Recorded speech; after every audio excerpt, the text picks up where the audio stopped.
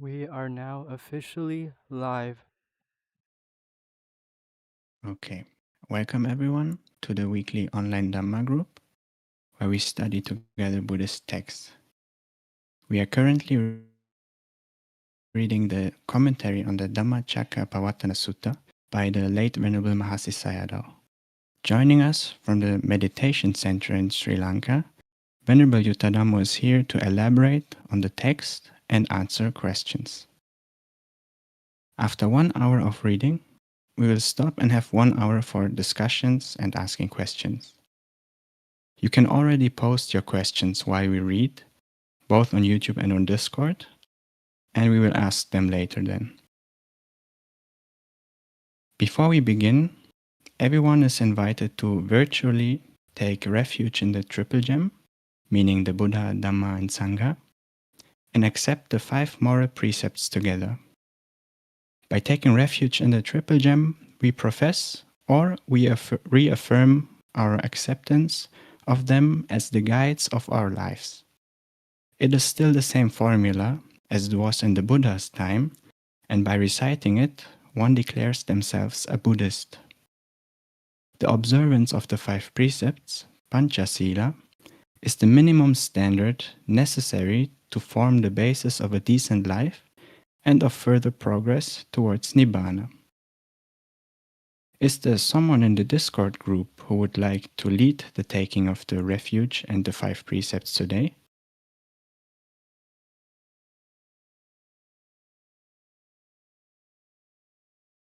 Yes.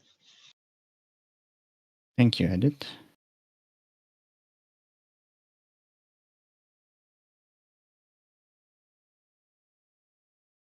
Ahang Bante Tisaranena Saha Panchasilani Yachami. Tutiyampi Ahang Bante Tisaranena Saha Panchasilani Yachami. Tatiyampi Ahang Bante Tisaranena Saha Panchasilani Yachami. Namo tassa bhagavato arahato samma sambuddhassa. Namo tassa bhagavato arahato samma sambuddhassa. Namo tassa bhagavato arahato samma sambuddhassa. Namo tassa bhagavato arahato samma sambuddhassa. Namo tassa bhagavato arahato samma sambuddhassa. Namo tassa bhagavato arahato samma sambuddhassa. Hang saranang gacchami. Buddhang saranang gacchami. Dhammang saranang gacchami. Dhammang saranang gacchami. Sanghang saranang gacchami. Sanghang saranang gacchami. Dutiyampi buddhang saranang gacchami. Dutiyampi buddhang saranang gacchami.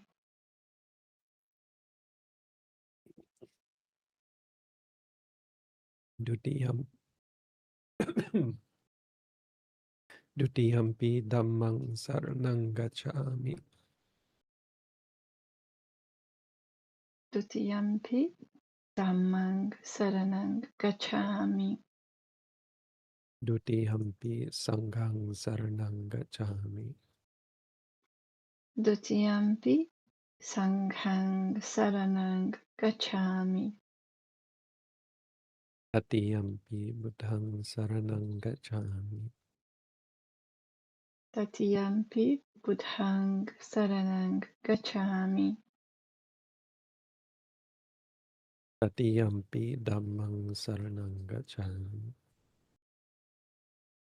Tatiyampi dhammang saranang gacchami.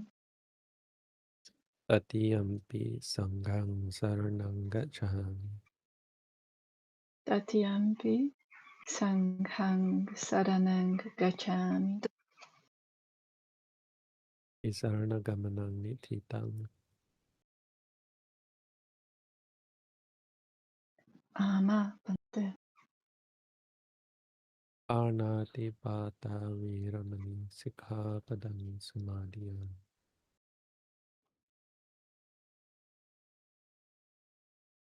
Panatipata Veramani Sikhapadan Samadhiyami.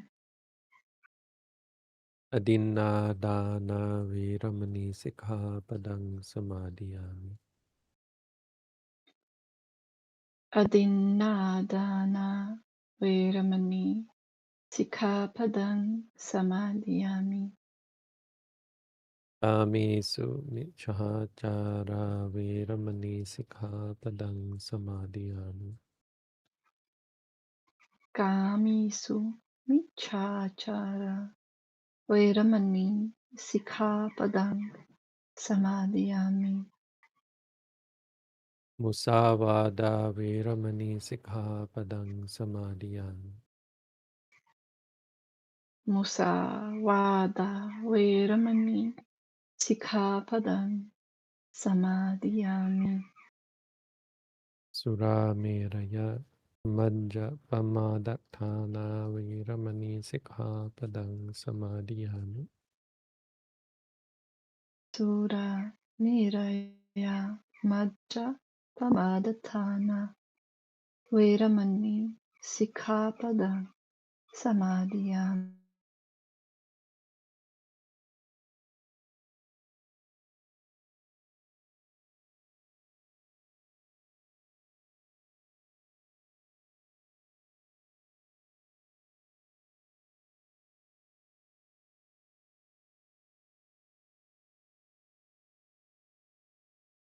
Hello. Bante, we've lost audibility on your voice. Hello? We hear you now.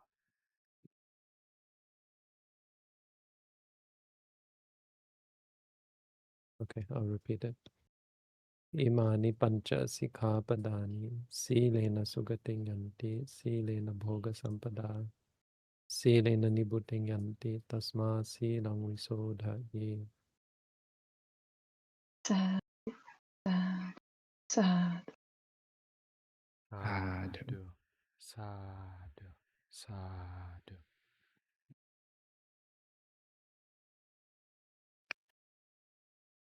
So we are under the heading, The Path in Three Stages, and we will continue on page 77 with a paragraph that starts with, by thus noting every phenomenon. Since I was the last reader, Edit, you would be next, and I will also post a reading list shortly.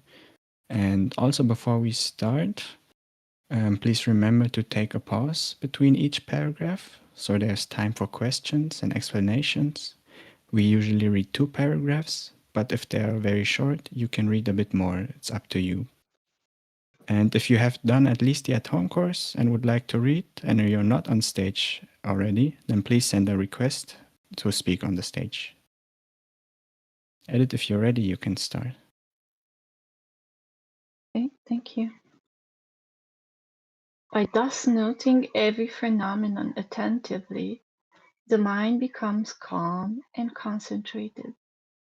At every moment of awareness, the object observed, rupa, will appear separately from the mind, nama, that cognizes it. It is the beginning of the development of the insight knowledge that distinguishes mind from matter by virtue of the concentrated, calm mind. This insight knowledge was meant when the Blessed One said, vision arose, insight arose.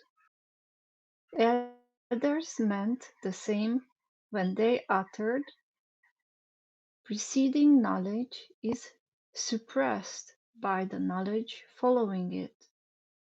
pubena parang visesang sanjanati.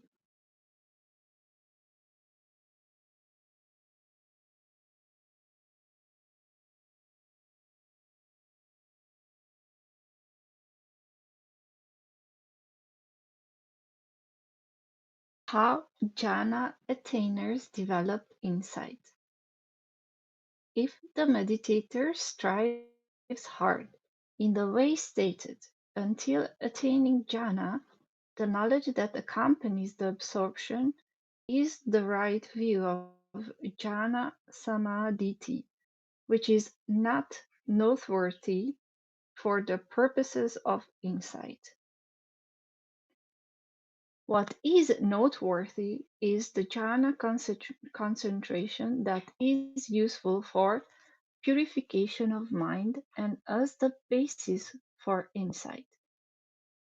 By employing jhana as a base, the meditator emerges from absorption and starts contemplating on the mental states involved at the moment of jhanic attainment, namely initial application, sustained application, joy, happiness, one-pointedness, contact, volition, attention, etc.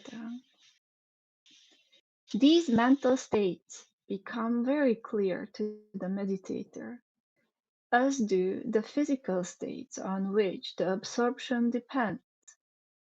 Each moment of their existence presents itself clearly, followed at once by its dissolution. The meditator knows easily that because of its incessant passing away, it is impermanent, unsatisfactory, and not self. So this is describing how someone who has practiced samatha applies the same effort cultivating vipassana subsequently. And this isn't just theoretical, this is a practical reality for a lot of people who have practiced meditation but have found themselves limited by the nature of that meditation to states of calm and peace. It's also a problem for meditators who expect to find peace and calm and therefore thereby cling to it when it arises. So even practicing in our tradition, people will often be negligent in noting states of calm and peace or happiness. Yeah, for those who it arises, it can be quite enticing. And so, I mean, the most common, he talks about all the different technical things you can note, but the most common is going to be to note the calm or the happy feelings. This is just a common issue that we have. Even today, we had a couple of visitors at our monastery, and they've practiced meditation, but they didn't understand how they could practice mindfulness of the four satipatthana after practicing breath meditation. So they understood that the breath is part of the body, but how do they then? They just couldn't figure out how to then note the other three. And it's interesting because all four of them are a part of the breath meditation. You know, they're all present, but the problem isn't that they can't find the other satipatthana. The problem is they're not really looking because they're feeling calm and peaceful. So we talked a lot about peaceful and calm feelings, and I pointed out that that's already Vedana. You've already got the second satipatthana when you feel very calm. It's just you're not applying mindfulness to face it. So all you have to do is note calm, calm. This is a common discussion that we have with meditators. Have them note calm because they never have before. They may have been meditating for years, practicing what is essentially samatha meditation of some sort. And of course, the liking of it because they really like it. And that's what makes it difficult for them to pick up this meditation because they don't really like it. They don't like having to let go of pleasant feelings and stop cultivating them. So they've gotten really good at cultivating peaceful or pleasant feelings, and to tell them to stop doing that, to instead just face them, let them come, let them go, is not comfortable, is not pleasant because of attachment. So I pointed out to the people today, and I mean, these are Sri Lankan Buddhists, so they were very receptive and knowledgeable, and they acknowledged that yes, it is attachment to these feelings.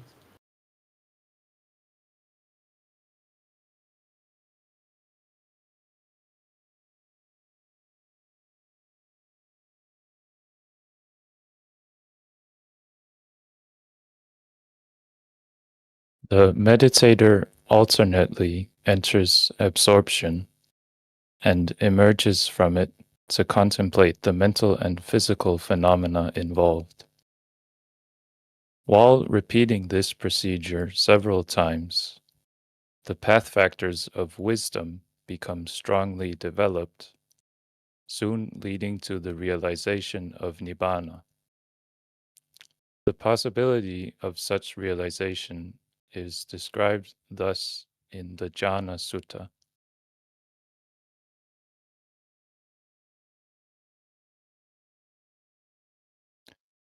Monks, here a monk enters and abides in the first jhana.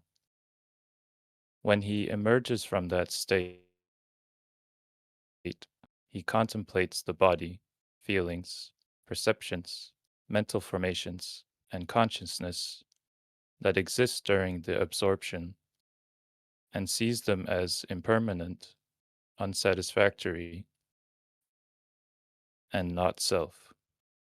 Seeing thus, he stays with the insight knowledge so gained and attains arahantship, the cessation of all corruptions.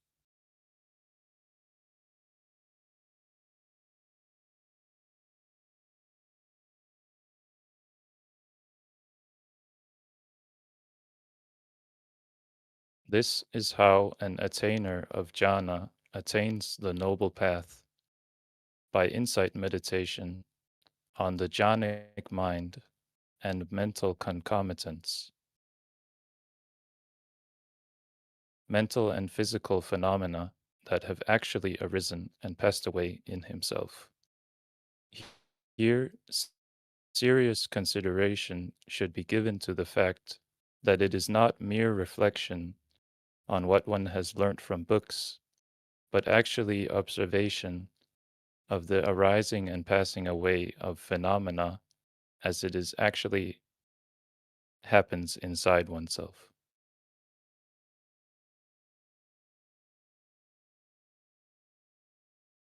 I was just looking at the Jhana Sutta.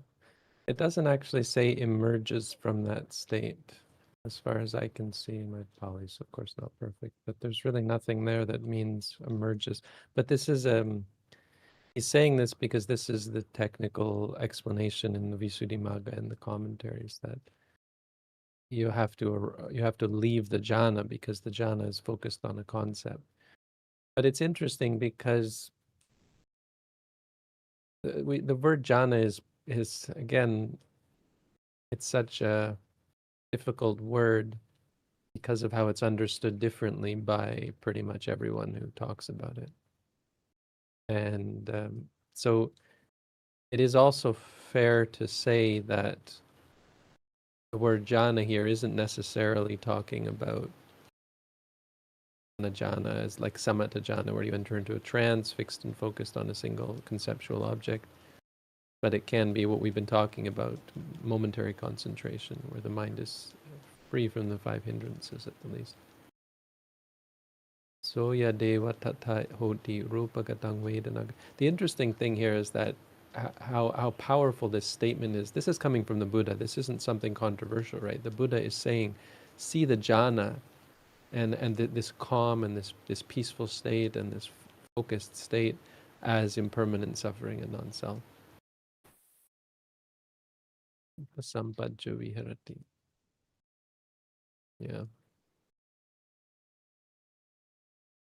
So I mean, it most likely is ideally referring to the idea of technically emerging from the jhana, the samatha jhana, because these are the things that we're likely to see as permanent, satisfying, and controllable. Anyone who's practiced samatha meditation will be able to, will experience this, or is susceptible, let's say, to this misunderstanding of it as stable, satisfying, and controllable, because conceptually it is. If you dwell in the conceptuality of white, for example, white is always white. And as long as every time you look at it, it's white. It doesn't change. It's stable and it's controllable. When you want it to get larger in your mind, you have more white and bigger white, smaller and so on. You can expand it to infinity. And it's satisfying. You can have peace and calm and so on. But only conceptually, which means behind the scenes, there's a lot of other stuff going on. There's impermanence, it is changing, you're just ignoring that. It is arising and ceasing, you're just ignoring that. And it is out of your control. You're just not seeing that because you are temporarily in a state where you are in line with its reality. But, take someone out of their carefully constructed environment, put them in a stressful environment, they won't be able to enter into the jhana at all. So it's completely out of their control at that point. The point is, it's not real, and the reality behind the scenes is not you, not yours, not under your control. It's not stable, it's not satisfying. No matter how much jhana you enter in, it's never going to make you satisfied. You're just going to have to keep cultivating it and so on.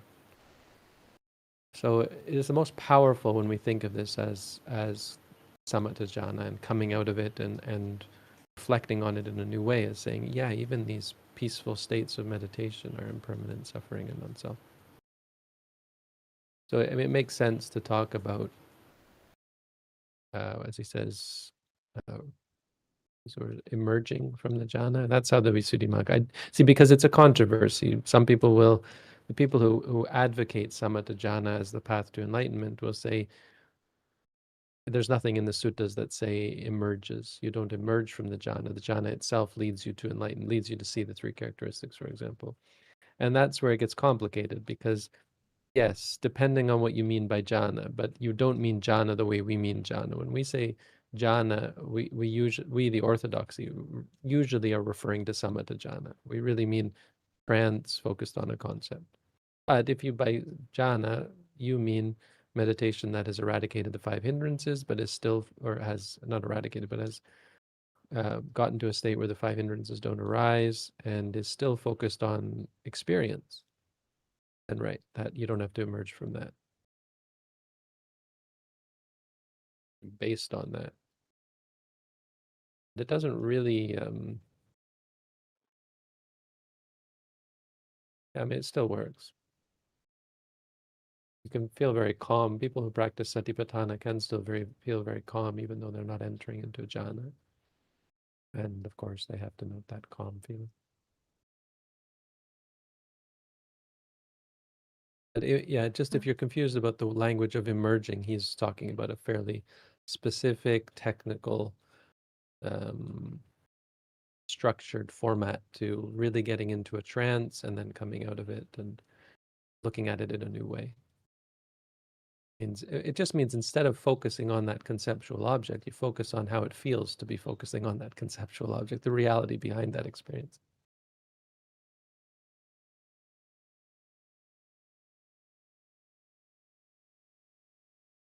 Bante, I also just wanted to mention or say that this description to me, it sounds like how, or it tells me how important it is to learn to switch the meditation objects, right? So not to keep looking at the only just arising and off falling. Not that's actually correct, but just the breathing, and then to be able to switch between the objects. And I found that our technique actually teaches meditators to do that, to switch between the objects, but it's very unusual for them to look at other things besides the main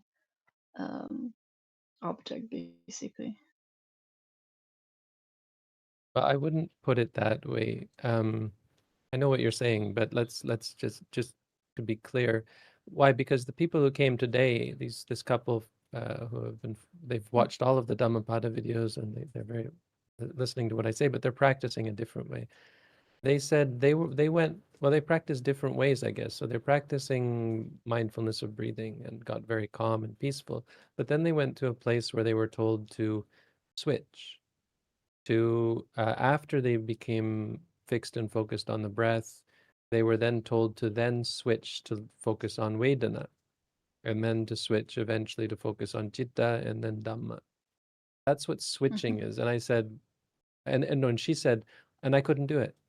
I don't know how. So please help me, explain to me how to do it. And that's when I started saying, actually, the jhana, it's not the jhana, but this calm state that you have, Vedana is already there. You don't have to go looking for it. The problem is, so it's not that we switch objects. That's not the difference. It's that our objects arise and cease. So rather than saying switch, because that would be some decision, right? You decide, okay, now I'm going to instead look for or look at, I don't know. You don't ignore. The problem with samatha is you ignore, and you have to ignore. If you want to be fixed and focused on a single object, you bring the mind back. What they'll say, if your mind goes to think, bring your mind back. So you're just basically ignoring all of the noise, because you want that fixed and focused only this one thing.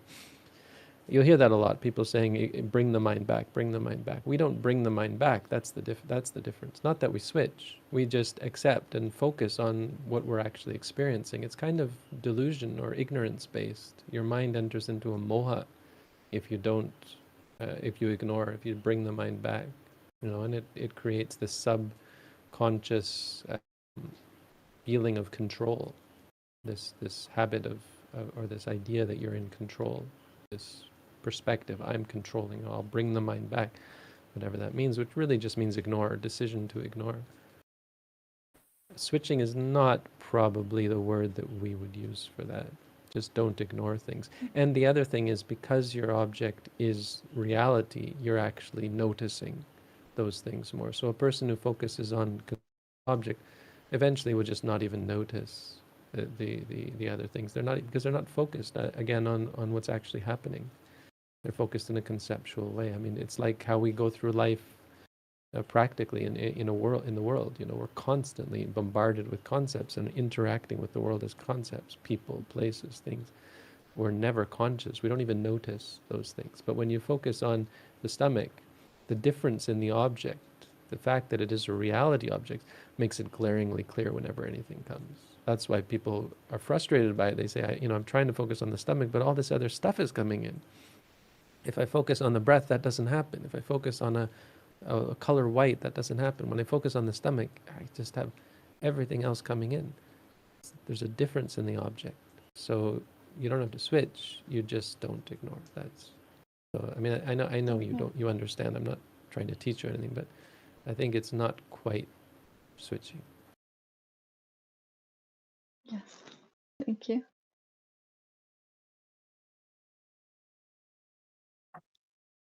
Because this was very odd of this idea that you should go, and I've heard it before, I think, where you should start with one and then go on to the second satipatthana, then the third, then the fourth. If you have anyone who has experience with our technique, it just seems kind of silly, crazy to think that would be better or useful, or it's just really artificial in a way that is totally unnecessary. Not really helpful, because again, you can't. How do you just decide now you're going to focus on one of the satipatthana? They don't arise 1, 2, 3, 4, right? I mean, I guess you could. It's just not right. But you could say, okay, now I'm going to ignore everything but Vedana. Could do. It's just, I think it's it's missing the point of, the whole point of mindfulness, really. But if you read the Satipatthana Sutta, it's in that order, right? Furthermore, it says, and then, something like the word, it could be translated as and then. So after this one, and then they do that. So you could go 1, 2, 3, 4. But that's absolutely not the way it's meant to be understood. You can't convince me of that. But okay, so other people practice differently, that's fine.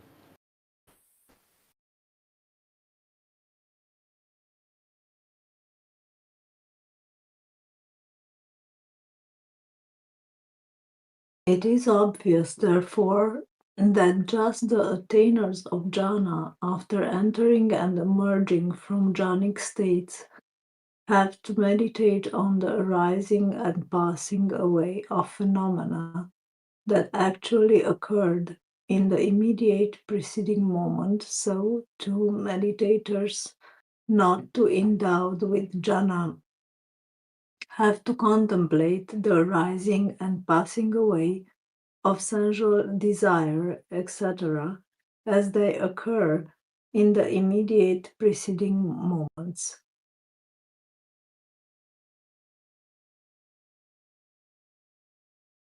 It is indeed very clear, therefore, those who have not attained jhana should not firmly that genuine insight cannot be developed by mere reflection on book knowledge learned by rote.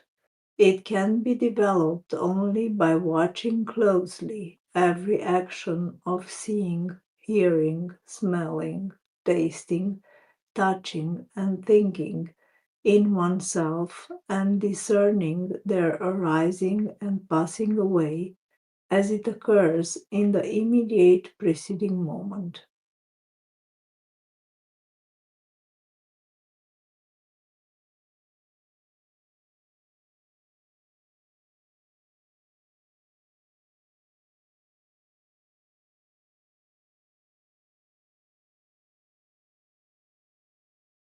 Contemplating miscellaneous mental formations. There is another method of meditation employed by the attainers of jhana. Entering into absorption and emerging from it, the meditator contemplates the jhanic mind, mental states, and matter, whatever is easily discernible, paying attention to seeing, hearing, smelling, tasting, touching, or thinking as they occur. This is known as contemplation of miscellaneous mental formations, pakinaka sankhara. This is the same method employed by bare insight meditators devoid of jhanic attainments. The difference lies in using the jhana as basis for insight, and in the ease with which mental and physical phenomena can be contemplated as they appear by virtue of the solid foundation of deep concentration. These are the only differences between the two methods.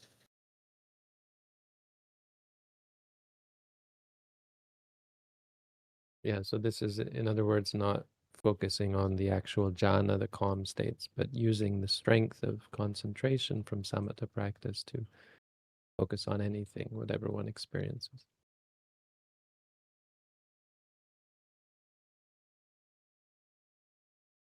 You don't need that concentration is the point. It's just helpful and makes it more comfortable because the mind is stronger, less prone to hindrances. So you've sacrificed all the time developing samatha meditation for the benefit of making it easier to practice vipassana. But the samatha he's talking about really is jhana, and that takes a real seclusion generally to develop. It's not the sort of meditation that you can practice at home. It requires quiet, it requires peace, it requires a controlled environment to really develop.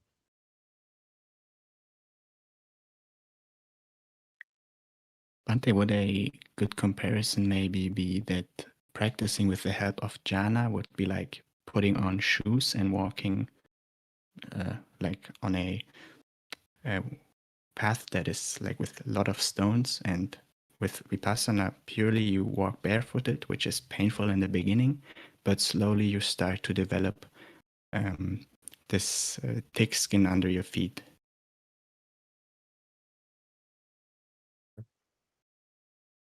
But it's not just the comfort, it's also the power. So You have more power with strength of mind with jhana.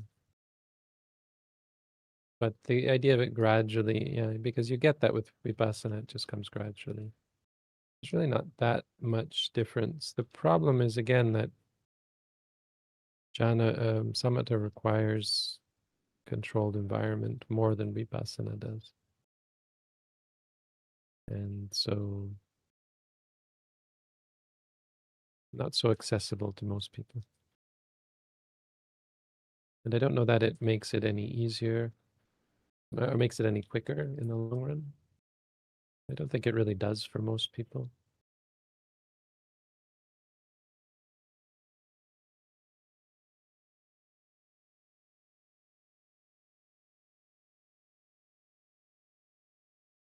I think it's probably more likely to take you further in this life if you really have the wherewithal to, or the circumstances that allow you to go off in the forest and live alone and cultivate the jhanas. It's more powerful in that you're more likely to attain the higher realizations in this life. That's possibly, I mean, it's still sketchy, but still, I don't know about that. There's no real instruction on one being faster or slower. It's more like, my teacher said, it's like bottles of medicine. He's old, so I don't really resonate with it because it's an old metaphor. But he said something like, samatha is just fancy bottles, but the medicine inside is the same. If you put medicine in cheap clay pot or cheap plastic bottles, the same as the medicine in fancy ornate glass bottles.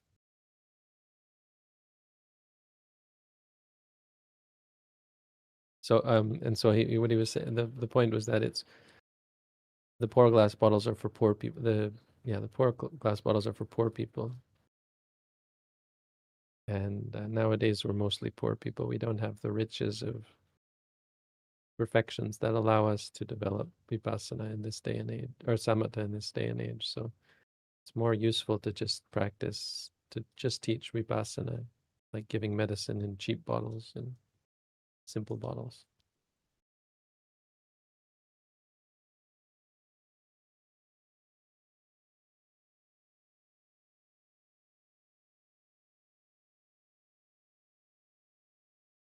When fatigue overtakes a meditator while contemplating miscellaneous objects that appear at the sense doors, he or she reverts to the absorption. After recuperating, he or she continues contemplating mind and matter wherever they appear. In this way, based on absorption, he or she develops insight until it is strong enough to lead to the realization of nibbana through path knowledge.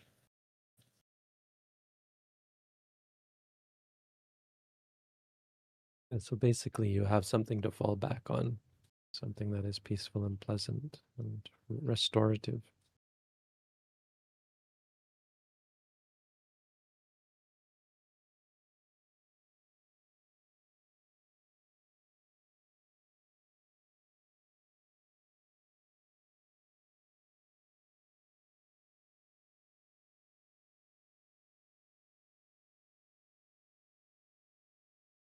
This method of contemplation is described in exposition on Dhammacakkappavattana Sutta in the commentary to Mullapanasa as follows. In these words, the Buddha talked about the time when Bodhisattva developed insight meditation based on Jhana. Truly, when both concentration and insight of a meditator are not yet fully mature, if he sits very long, developing insight meditation fatigue overwhelms him, there is burning sensation in the body as if flames are bursting, sweat oozing out from the armpits. He feels as if hot, steamy gas is rushing forth from the top of his head. The tortured mind twitches and struggles, the said meditator reverts back to the jhanic state to reduce the mental and physical strain to get relief from them, and thus refreshing himself, he returns to the task in hand of meditation. By sitting long at it, he again fatigues himself. Then he seeks relief once more by re-entry into jhanic state. Indeed, he should do so. Entering the jhanic state is greatly beneficial to insight meditation.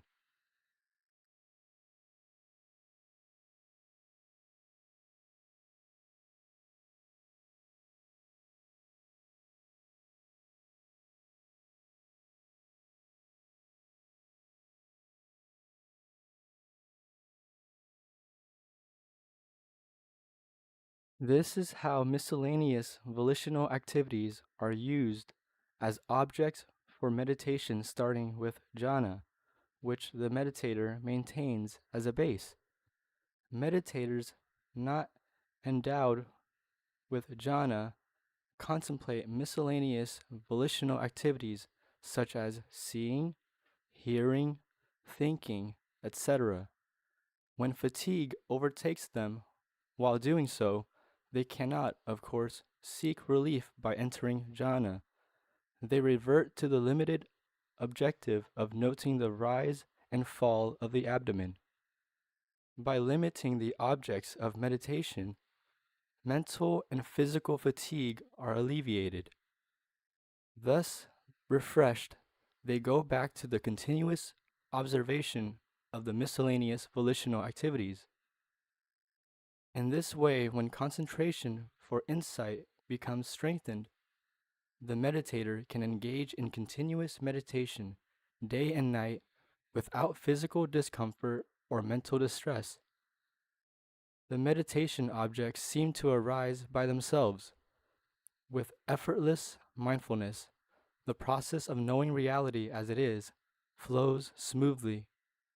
The truth about the three characteristics appears spontaneously. As this knowledge gathers momentum, both the sense objects and the knowing mind plunge into the state of dissolution and cessation. This is rushing headlong into Nibbana by means of the Noble Path. I have now summarized the basic, preliminary, and noble paths. Developing them leads to Nibbana.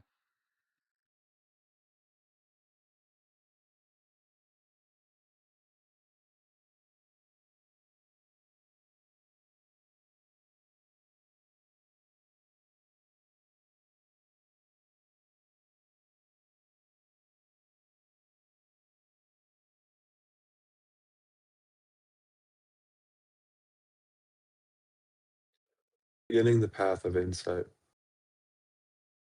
As has been stated above, of the three stages of the path, the basic path, comprising right view and morality, has to be accomplished before starting meditation practice. The meditator who uses tranquility as a vehicle, samatha yanika, has to develop concentration first, before beginning insight meditation, either access concentration or absorption. The meditator whose path is bare insight, Suddha Vipassana Yanika, on the other hand, accomplishes the basic path factor of concentration while contemplating the four primary elements, etc., by virtue of fixed attention being placed on every sense object under contemplation. Then the mind does not wander to other objects. Being solely occupied with the task of contemplation, the mind gets purified. After purification of mind is achieved, every act of contemplation is the development of the path of insight.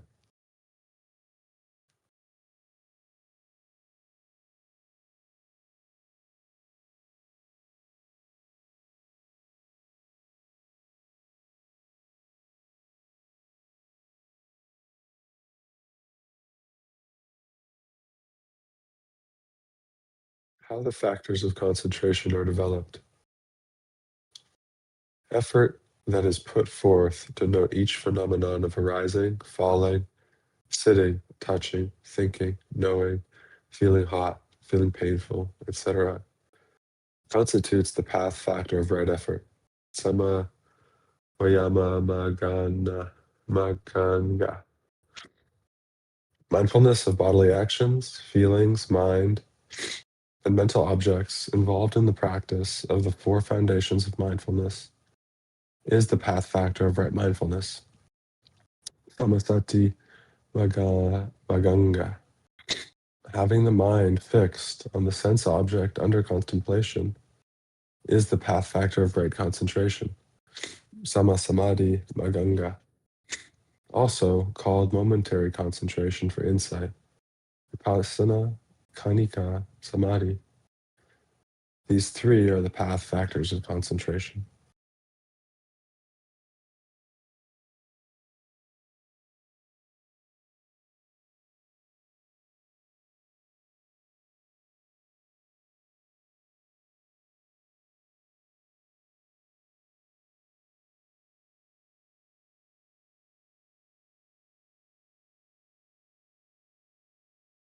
How how the factors of wisdom are developed.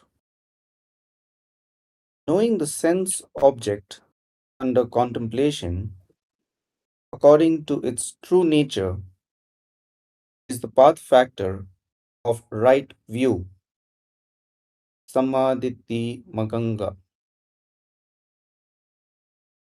Just after attaining the purification of mind, knowledge arises that is able to distinguish sense objects from the knowing mind. This analytical knowledge of mind and matter constitutes the purification of view. This is followed by discernment of the nature of cause and effect while in the course of contemplation. There is bending because of the desire to bend, stretching because of the desire to stretch, movement because of the desire to move. One sees because there is the eye and the sight. One hears because there is the ear and the sound. There is wealth because of good karma, etc. Thus, discerning clearly the law of cause and effect as it truly is.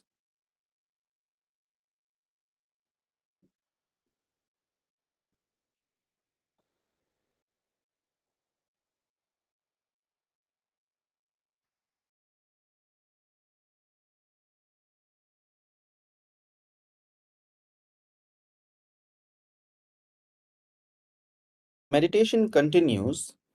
The meditator discerns with each noting the origination as well as the dissolution of each phenomenon. This results in realizing the truth of impermanence with respect to both the sense object and the knowing mind. The incessant arising and passing away without any break leads to the conviction that it is all dreadful suffering, insubstantial, and not amicable to one's will.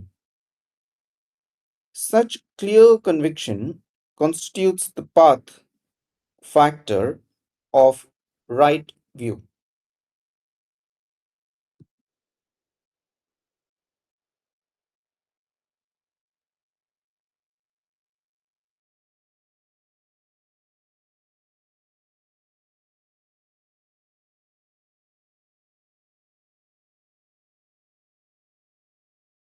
Therefore, the Buddha had said that knowledge of the truth of suffering is the path factor of right view.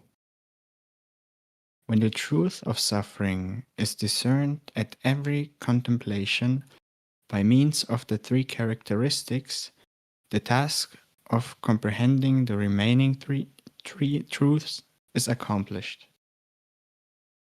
How this is accomplished will be dealt with later in the section on the truth of the path.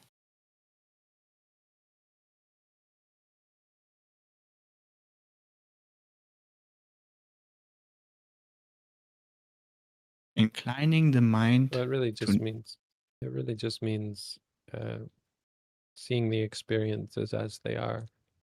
Doesn't mean seeing them in a way that upsets you or makes you unhappy or makes you suffer. It's about seeing the suffering that comes from clinging to them. It's about seeing that they are not the source of ultimate happiness. Nothing can make you happy. Things in the world don't make us happy. They don't have the power to satisfy us. It's the truth of suffering.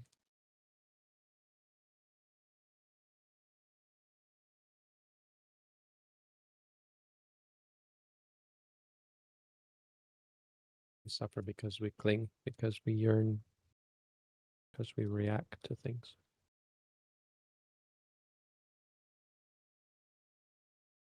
Because we depend on them.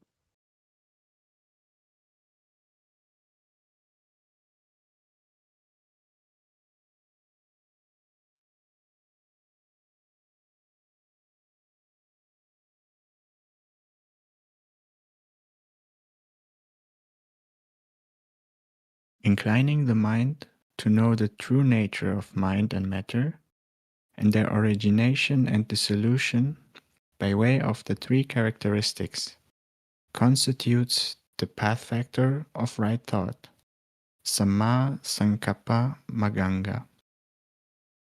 The two path factors of right view and right thought are the path factors of the wisdom group.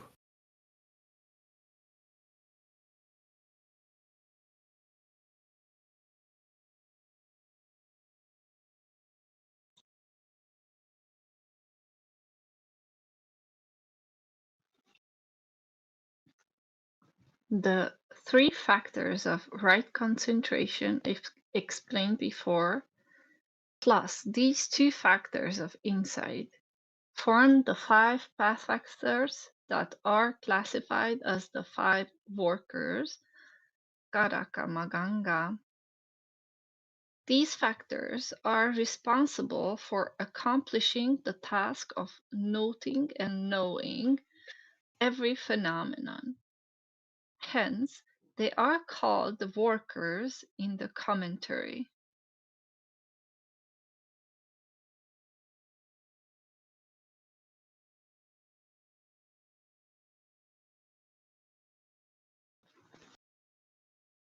The path factors of morality, right speech, right action, and right livelihood were established even before meditation started, and they remain firm, getting more refined during the course of meditation.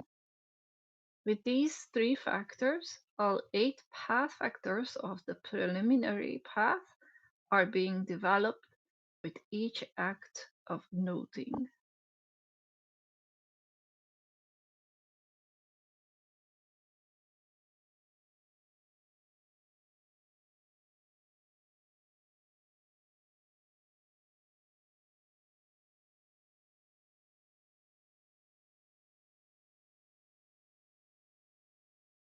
The path factor of right thought. I have dealt elaborately with 7 path factors. I will now proceed with the consideration of the remaining one, the path factor of right thought, Samma Sankappa Maganga.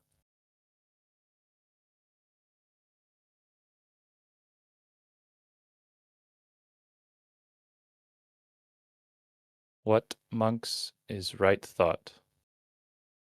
The thought of renunciation, Nekkhamma Sankappa, the thought of non-violence, Abhyapada Sankappa,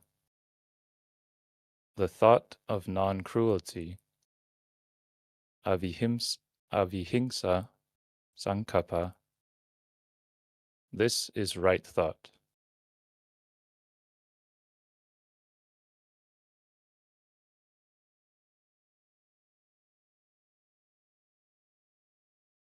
Ante, are the thoughts of non-violence and non-cruelty actual thoughts of those, or the absence of the opposite?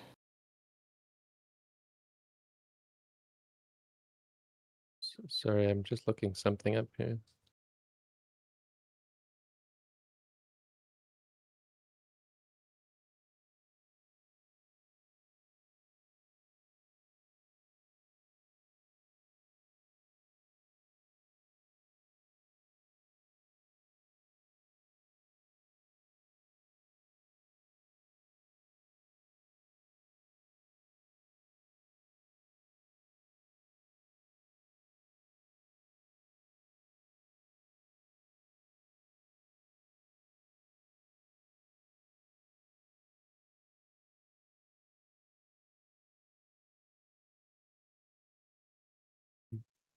Just looking up that Pali that he quoted, Pabaja Patamang Janang. Sorry, are we there yet? Go ahead. What was your question? I was asking if the non-violence, the thought of non-violence and the thought of non-cruelty, if they're actual thoughts or if they're the absence of the opposite thoughts.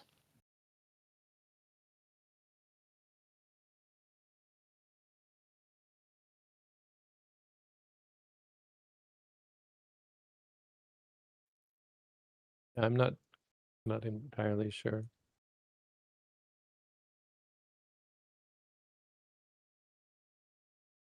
And it can be interpreted both ways. I'm not sure that both are correct, but it seems like both could be correct, that both thoughts that are free from nekama, or you could say even mind states that are free from nekama, and mind states that that are free from violence, and also mind states that think about nonviolence. So if you think about not harming someone, or if you have an inclination saying, I'm not going to harm this person, that's right thought. If your state of mind is just free from thoughts of violence, especially when you might otherwise be violent, I think it's simply, I mean, it's more leaning towards that, just having a mind that is free from these three things.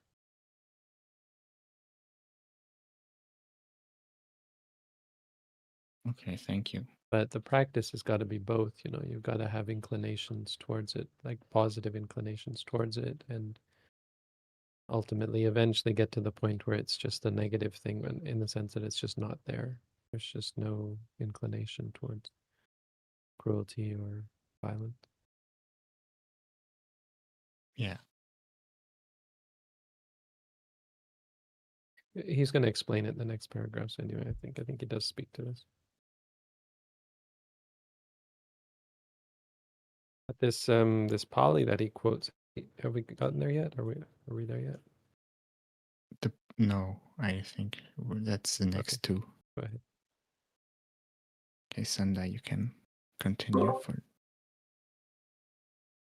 All wholesome thoughts of performing meritorious deeds, seeking ordination, listening to discourses, and practicing meditation are thoughts of renunciation. See also a discourse on the Saleka Sutta.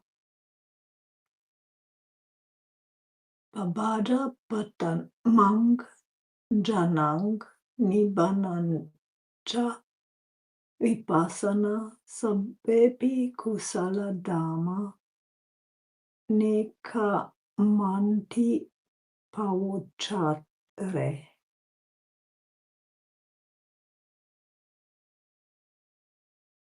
So this Pali isn't, I think, words of the Buddha. I mean, I don't see it anywhere. Maybe it is, but the source is lost. Probably not, because no, it does sound like something the Buddha might have said. That it could easily have just been something that a revered teacher under the Buddha said.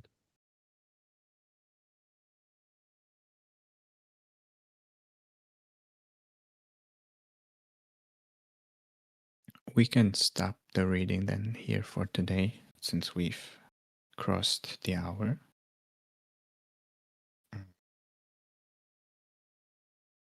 So if anyone wants to discuss any further the text we just read in the Discord, you're welcome to use your microphone.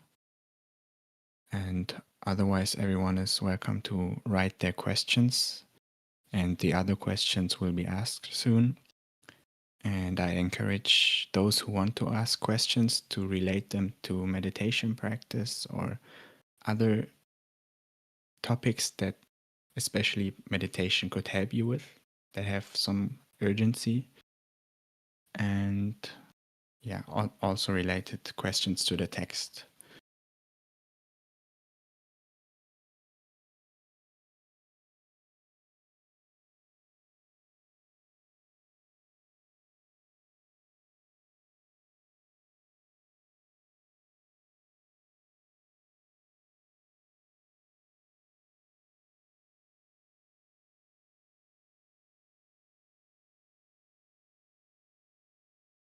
I do want to ask something. On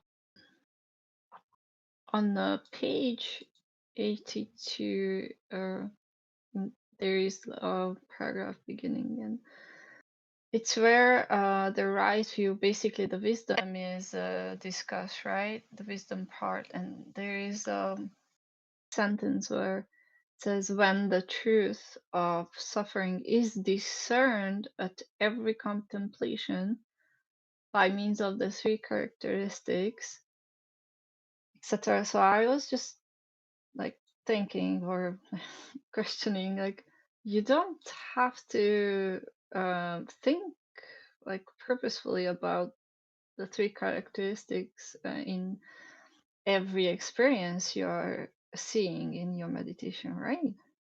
That seems like extra. Looking for the characteristics, basically. Yeah, but he doesn't use the word thinking. So I guess my question is, what does it mean, discerned at every contemplation? This is the word contemplation that I think I was tripped up on. But if you look up contemplation, it comes, I think, even originates from the idea of sitting by a pool of water. I mean, actually, I don't remember, but there's something about a pool of water, and we do use this as if a person sits and looks at a pool of water, they're contemplating the pool of water, so they're actually looking at it. It doesn't mean thinking, but that's how I understood this word, and how I've always used it. But here it's just referring to by observing at every observation. On the other hand, the noting could be the word contemplation does work for the actual act of noting, so it can also be referring to that. Well, contemplating is probably not the best word for that either. But it just means every act of interacting or facing the object. Facing is, I think, the best way of describing what we do. You face the object and you see it clearly. You see the three characteristics. Yeah, so it's just seeing, then it's not extra noting. Yeah, well, Oh, that's why this is suffering. discerned, you know. Okay. He uses the word discerned. Discerned means to see, sort of, right? To observe.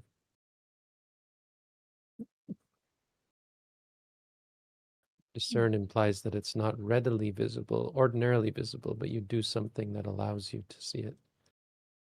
Discernment. Yeah, but it's still just seeing. Yes. Okay, thank you.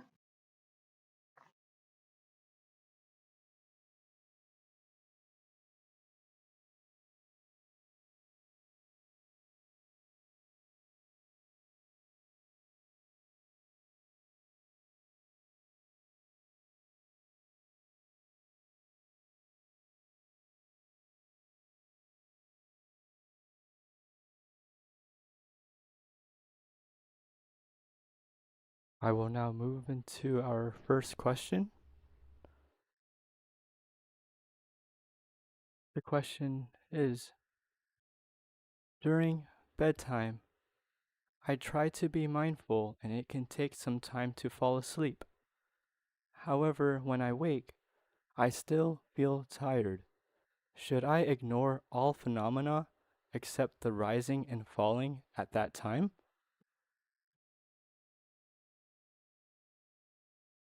In the long run, it's never good to ignore phenomena. I mean, probably not really, even in the short term. What you can do, and I don't know that that's what you're talking about, but in certain situations where you're distracted, where there's a lot of objects, you can just note distracted, distracted, see the many different objects that you might have to ignore or be overwhelmed by.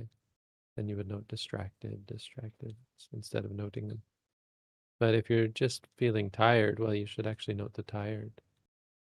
You shouldn't really ever ignore. As I said earlier, ignoring is pretty much always, if you're actively ignoring them, it's pretty much always going to be based on delusion, ignorance. Delusion, let's say. It relates to control.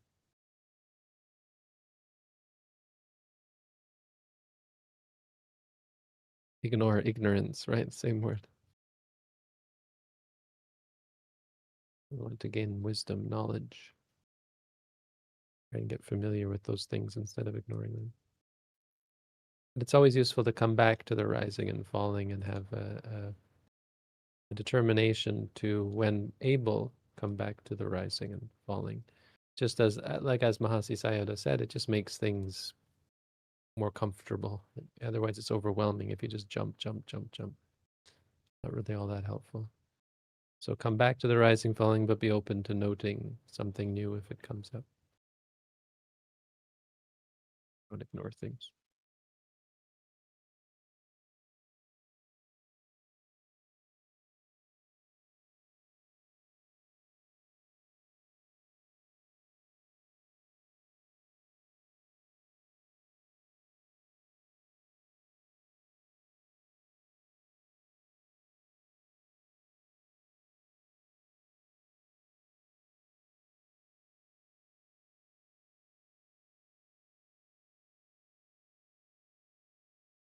Bhante, the next question.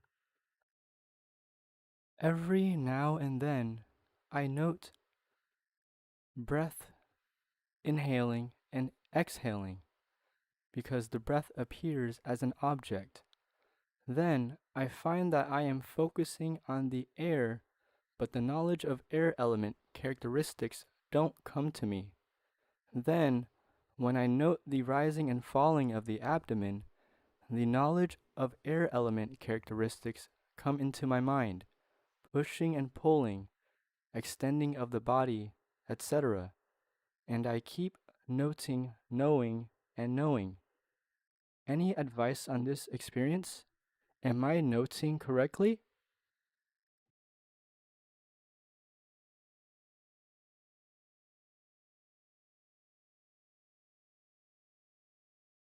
I don't know that you should keep noting, knowing. It's enough to note the air element of rising and falling. The problem with noting inhaling, exhaling is that it's not really accurate. It's not really ultimate reality. It's not really the experience. It's not terrible. It's not wrong. It's just problematic because it's much more likely to lead to samatha than, say, focusing on the stomach rising and falling. Instead, what you're experiencing is a feeling. The breath doesn't appear as an object, not in ultimate reality. What appears as an object is the feelings. It can be heat or cold or just the feeling of the air rushing through you. It's really heat and cold, basically, along with pressure to some extent. But you should just note those. You can just note feeling, for example.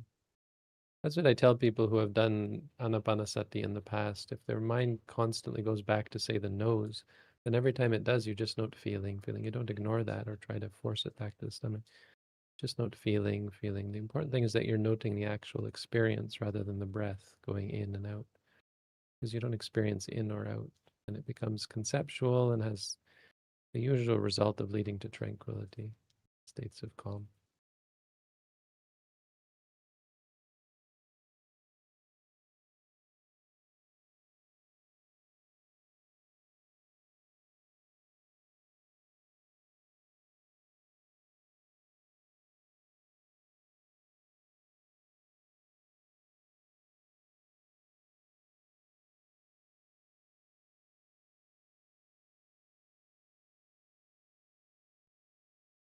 Bhante, the next question that we have, I find that having some fun is an inevitable part of life.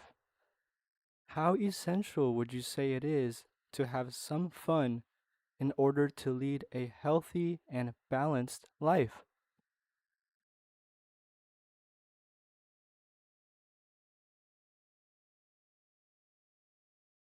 Inevitable. Some fun is inevitable. Inevitable. I don't know that the choice of word inevitable. It's an odd choice. Is a.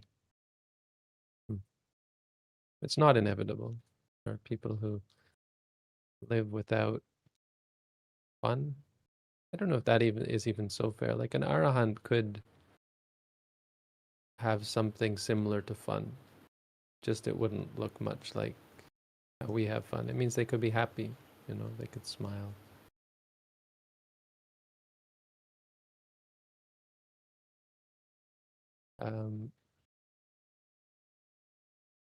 So I won't discount it entirely. I just say that probably fun isn't the best word for it. And I think the fact that you're using the word fun makes your argument or your beliefs probably based on wrong view. The wrong idea that such things are inevitable and part of a healthy and balanced life. So yeah, I mean, how essential is it to have fun? It's not essential. Right, how essential to lead a healthy and balanced life? Well, then we can ask, what is essential for health and what is essential for balance? For health, probably most people's, I'm not going to make assumptions about you, but most people's ideas about health are limited. So people will say a healthy life is what? Is when you're not going crazy, when you're not suffering from depression, or so you're not suffering from physical illness. But that's not health in Buddhism. In Buddhism, health is freedom from greed, freedom from anger, freedom from delusion. And so fun isn't necessary for any of those. In fact, usually fun is one of the prime triggers of greed. And so it's unhealthy. When most people have what they call fun, they just want more of it. They get attached to it. It's unhealthy. I mean, it's unhealthy from a Buddhist perspective because it leads you to old age, sickness, and death. Anything that kills you is probably not healthy, right? Well, from a Buddhist perspective, birth is therefore unhealthy, The attachment that leads to rebirth, being reborn again and again and again, is technically the cause of death again and again and again. Or it's part of it anyway. Well, yeah, really the cause. So yeah, fun, therefore not a part of healthy. Being healthy is about wisdom and clarity, seeing things as they are, not misunderstanding things, not seeing something as satisfying and beneficial when it's actually not. So holding on to that sentence, something saying this will make me happy or this will be to my benefit, but it isn't. That's unhealthy. So through the cultivation of wisdom, you learn what are the things that are a cause for suffering, and stop engaging in things that cause suffering. Wisdom is what leads to health. balanced life. The word balanced here is so tricky, because a person who says this, and again, I won't make assumptions about you, but a person who says this is often saying to not take spiritual practice too seriously. You need some balance. So they would say, if you don't have fun, you'll take things too seriously. I get that. I appreciate the observation that some people who actively avoid fun are overly serious. But that doesn't mean fun is necessary any more than drugs and alcohol are necessary to stop you from being overly serious, right? Because they do. If you take drugs or alcohol, you become less serious. Well, you're under the influence of alcohol anyway, and drugs like marijuana and so on. But all that speaks to is the importance of giving up both extremes. You should give up the pursuit of sensual pleasure, but you should also give up the pursuit of torturing yourself, and that includes taking things too seriously. Buddhist meditaries, of course, we're all guilty of this because we appreciate the enormity of the task. It's totally beyond us to conceive of the goal and to appreciate the enormity of the goal of being completely free from greed, anger, and delusion, to see things clearly as they are. I mean, it's just so far and so beyond us that we sometimes get really stressed about it, feeling that we are inadequate, that we're never going to get there, worrying and so on. We can have spiritual worry, spiritual guilt when we fail, when we act in contrary to the path and the goal. And so that's a kind of torture. You torture yourself because of that. So it's valid to say that that's also something we have to let go of. So a balanced life is usually misleading. It usually is based on the idea that you should somehow do two things to balance them out, right? You should have two sides of the scale, but the middle way isn't that. I mean, the middle way is the opposite of that. The middle way is the opposite of balance. I mean, except if you look at it as a balance in terms of a tightrope balance. Right? A person walking a tightrope needs perfect balance. I mean, the balance is still because of the weights on both sides, but being in the very middle, that's what's meant by Buddhism, and it's not what we when we use the word balance. Again, we're usually talking about things offsetting each other. Buddhism isn't about offsetting; it's about giving up all of the extremes so that you're able to walk the tightrope. You're able to be perfect. You don't need balance. Not the way we normally think about it, except in terms of not falling to either side. And that doesn't come, the analogy breaks down when we, doesn't come from doing both to equal measure, because that's not how you find the middle. It's not a balancing, it's a pulling. You're being pulled to both sides. And you're developing bad habits on both sides.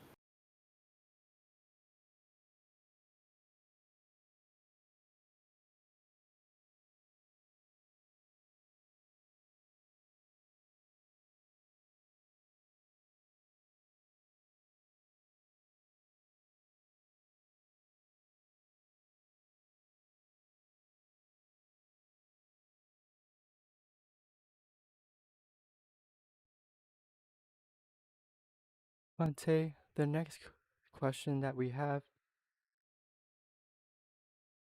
I feel like I am practicing correctly, but the meditation is extremely miserable. I am being tortured by reality. I can't stand it. What should I do? It's a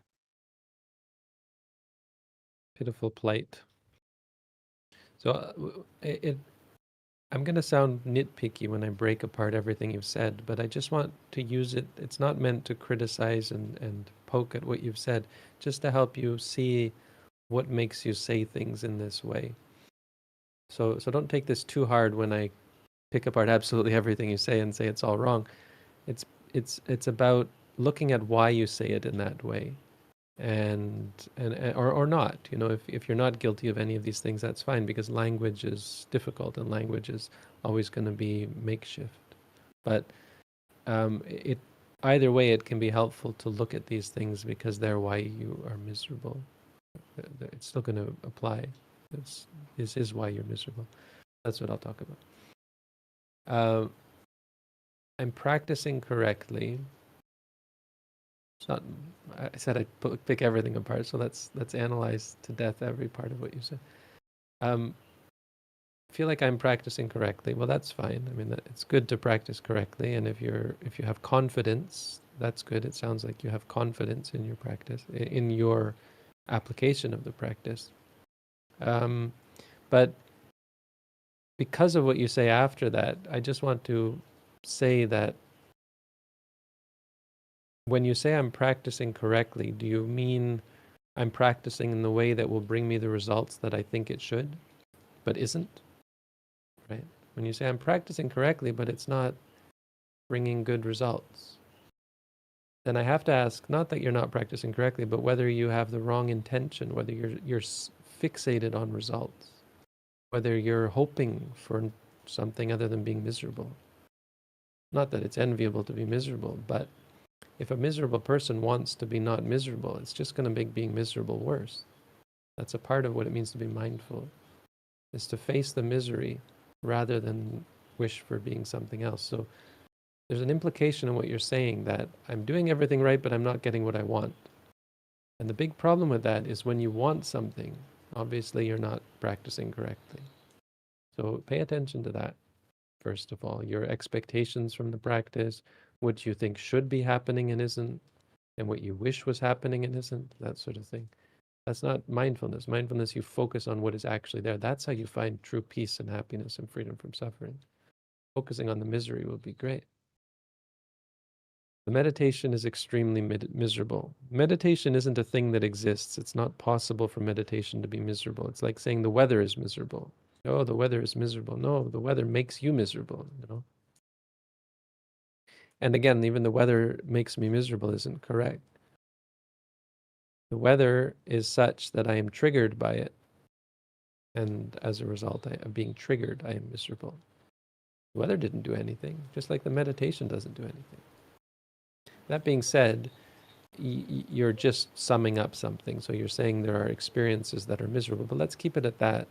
Because again, if we say it like that there are experiences that are just unbearable, that are unpleasant, let's put it like that, then we can start to figure out what to do with those things. If you say the meditation is miserable, well, what can you do with that? The only answer is to stop meditating, you know, because you can't change, you can't address meditation. You can't confront it. It's a boogeyman.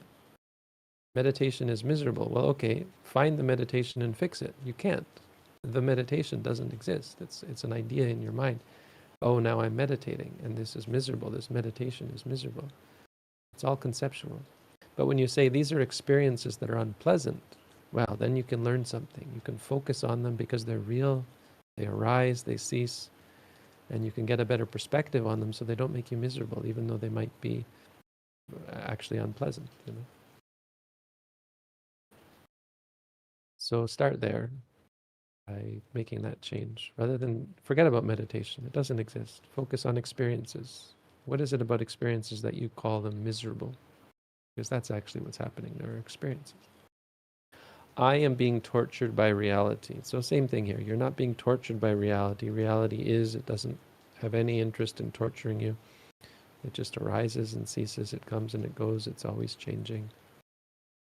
You're being tortured by yourself, by you reacting and being triggered by things. And if we're going to be really nitpicky, it's not I at all. I am not being tortured. There are experiences that arise that are uncomfortable, and then there are reactions to those experiences that are stressed and unpleasant and unhappy about those experiences. But all of that is impermanent. It's not even all that consequential. It comes and it goes. I can't stand it. I can't stand it. I mean, honestly, standing it is a good description of what you should be doing. That doesn't sound good because I'm telling you to do what you say you can't do, but you're probably not standing it is the point. You're not trying to stand it. You're probably trying to oppose it, fix it, change it, all of that. But if you could just stand it, that would be great, right? That's kind of what you're saying. You're saying, you're implying that you wish you could stand it. So you have to learn, look at it this way, learn how to stand it. In other words, learn how to face it. But again, don't face the meditation, don't face your expectations, don't face your situation of not getting what you want. Focus on your disappointment, mainly your dislike. Because the only thing that causes you torture and suffering is disliking. It's really the only thing that, if you stop disliking things, nothing has any power over you and you can stand anything. So that's basically what you should do. I mean, I don't know if you read our booklet. You feel like you're practicing. You probably read our booklet. I don't know if you've done our at-home course. That might help because then you'd have contact with a teacher to help point out things that you might be missing and guide you towards better practice. But ultimately, it's just about facing actual experiences rather than talking about I, me, mine, and the meditation and your expectations that your expectations based on practicing correctly. Don't worry about whether you're practicing correctly or not. Just apply the technique, and gradually, you'll get better at it. I mean, the point is you're probably not practicing correctly, and that's fine. When you start practicing, it's all wrong. You're learning how to practice correctly, because if you were practicing correctly, nothing would make you miserable. There would be no upset, there would be no disliking. You'd basically be enlightened already. So it's all about correcting and expanding and adjusting and slowly working to see things differently. So probably what you're experiencing that leads you to pose this is a sense of desperation, a sense of helplessness, hopelessness. And these are actually a part of the process, a good part of the process, because they teach you to stop trying to control, stop trying to make things be the way you want them to be. Stop expecting things to be pleasant all the time. Stop reacting to things. You just give up and you say, okay, this miserable thing this thing that is causing me misery. Why am I, what good is it to get stressed and upset about it? And you just stop.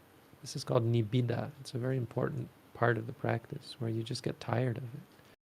Not tired of the experiences, but tired of your useless and harmful reactions to them. You just get tired and kind of give up, and then you're unfazed. You just become unfazed by these things because you see that there's no benefit to trying to fix them, trying to control them. There's a big problem in meditation. Meditators are trying to control, trying to fix, and they wonder why it's not working.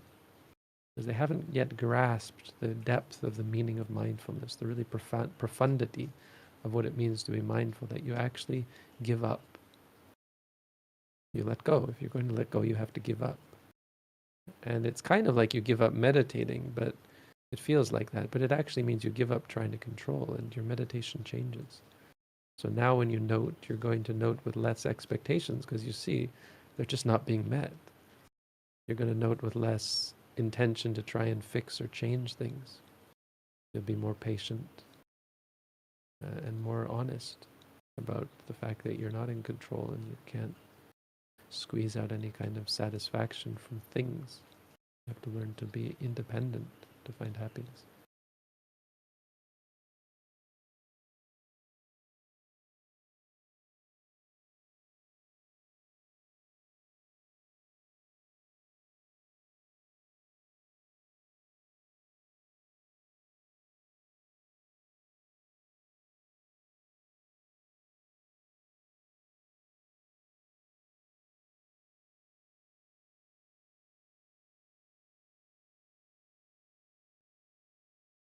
Bhante, the next question that we have: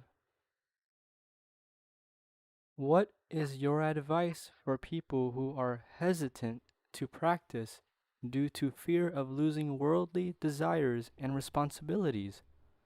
They may fear that they are making themselves dysfunctional if they go too far.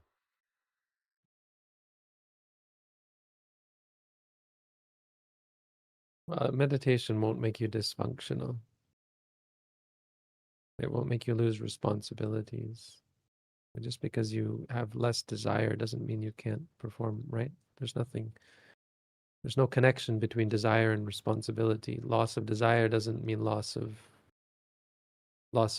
responsibility. If you have in fact, it's obviously clearly better, because our desires are the prime reason why we fail to live up to our responsibilities. We're caught up in the pursuit of sensual desire, so we shirk our responsibilities. We ignore, we procrastinate because we'd rather be doing things that are more enjoyable.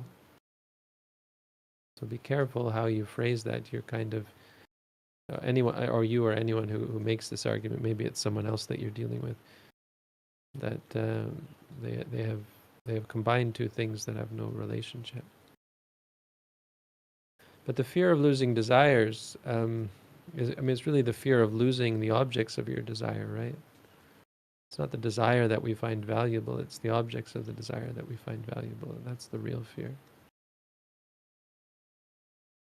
That's the problem with desire, is that it breeds fear. And so you don't have to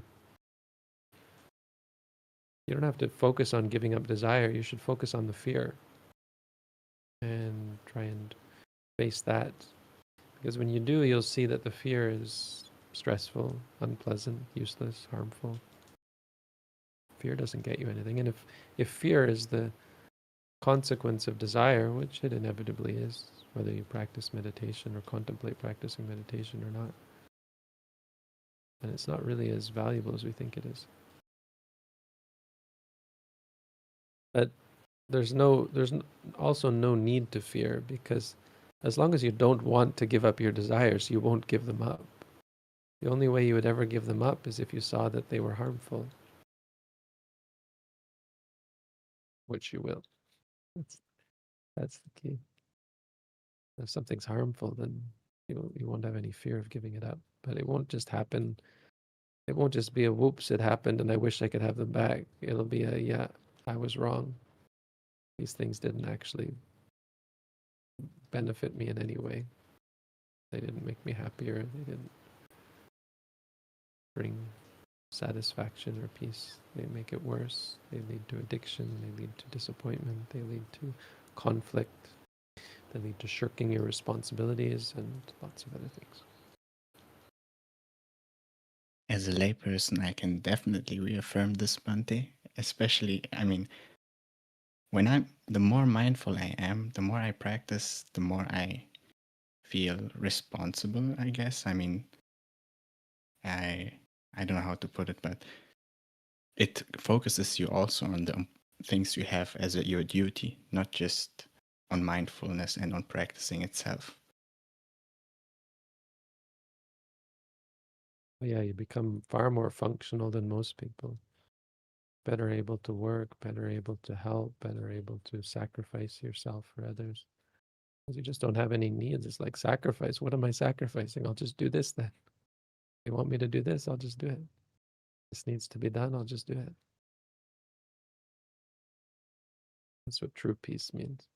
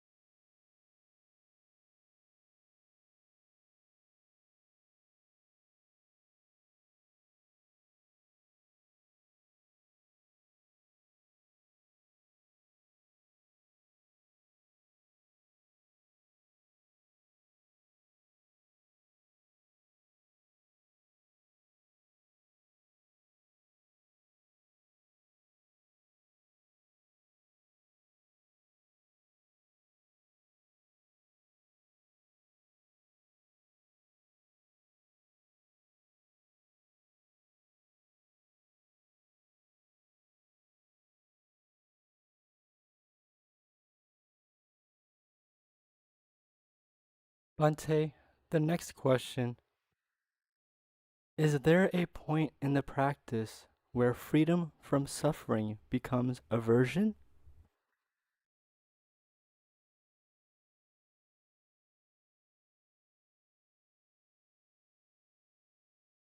It's an odd question. I mean, absolutely not. Are you suggesting the desire for freedom from suffering? Is that what you're trying to say? Because freedom from suffering itself, when you're free from suffering, I mean, that is equal to lack of aversion, really. Synonymous in some sense. Absence of aversion. But it sounds like probably what you're trying to ask is whether the desire for freedom from suffering, desire to be free from suffering, right? And that's why, I mean, the Mahasi Sayadaw points it out as well. We don't practice freedom from suffering. We don't even aim for freedom from suffering. We aim for seeing suffering clearly, the first noble truth. As he said, the first noble truth is all you have to focus on. When you see suffering clearly, you become free from suffering. So if you're focused on the freedom part, wish I were free from suffering, then yeah, aversion is going to be a big problem. But it's not correct practice. It's like focusing on the expectations, the goals. You can't do that. You have to focus on suffering. So in the practice, it never becomes a problem because you don't do that. You focus on kind of facing all the things that are causing you suffering, all the things that trigger you to suffer. And when you become more familiar with them, see them more clearly as they really are, they don't have the power to cause you suffering. And so you become free from suffering.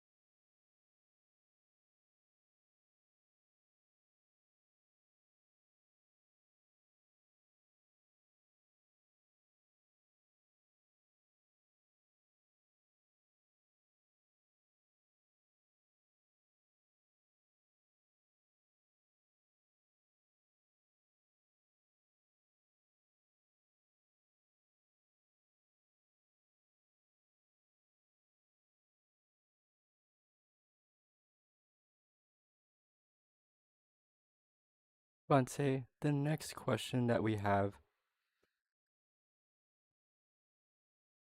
I read somewhere in discussing the topic of pitfalls, the commentary also treats the issue of how much of an intention counts when setting up a situation that might cause death. Specifically, it asks whether one is digging while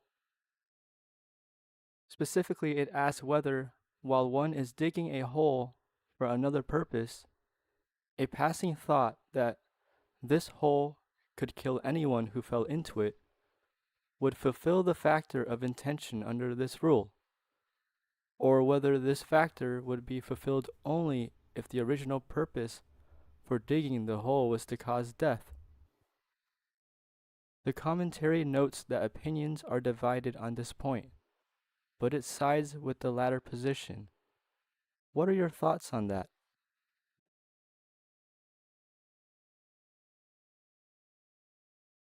Well, there are many kinds of karma.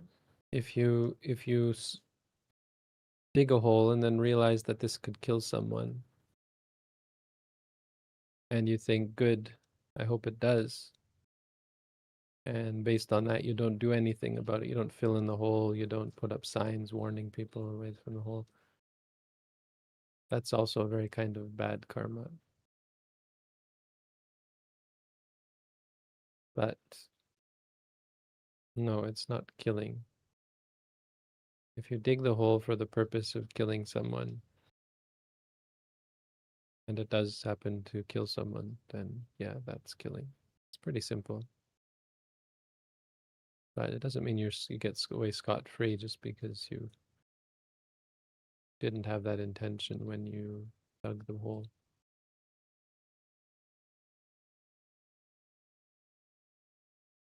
Negligence in modern society, you can get in big trouble if someone falls in a hole you dug, regardless of why you dug it. And I think Buddhism supports that idea to some extent. If it's clear that you should have reasonably thought of that, you're responsible. I mean, you're going to feel guilty about it. You're going to deep down know that you should have been better than that.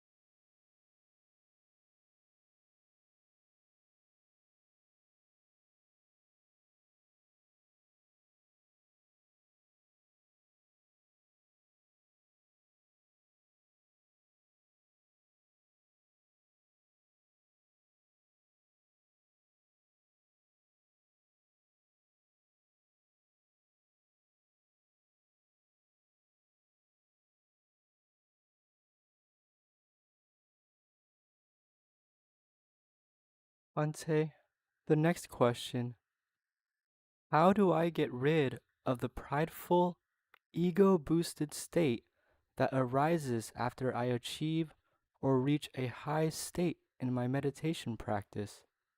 It seems that my ego just took the form of a holy person.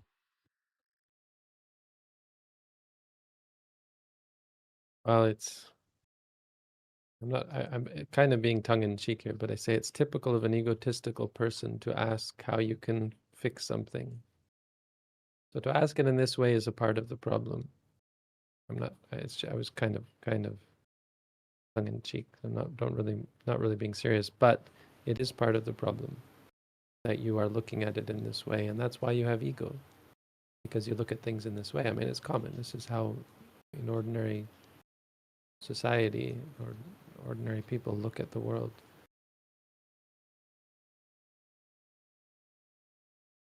They don't ask why it's happening.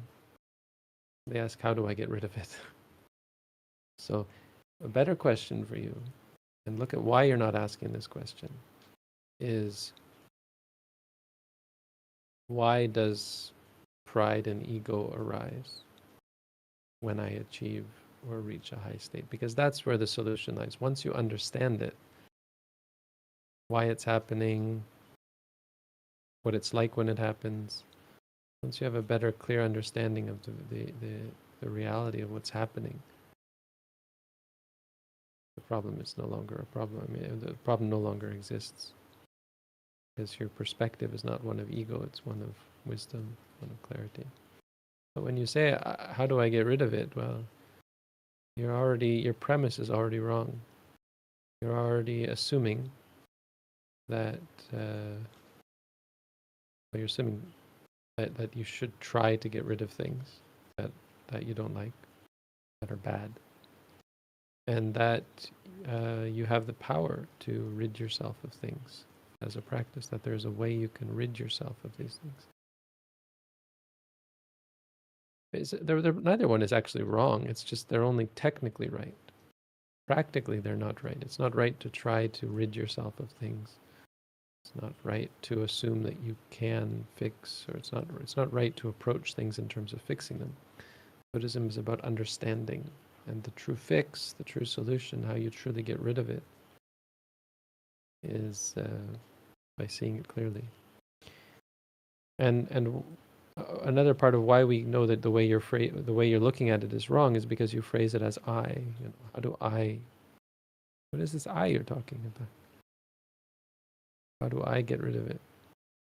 Well, I mean, maybe not. It's just language, right? But it's quite likely that there is some kind of ego involved in your attempt to solve the ego problem. So don't worry about any of that. The answer to ego is to not look at things in terms of ego. I, me, mine. Just look at the experiences, learn about them, and try to see them clearly, because when you do, there's no ego there. Ego just drops out of your mind. The idea of ego, the idea of me, the idea of mine, it's just a foreign concept. It has no place, no connection with reality. And you see that. So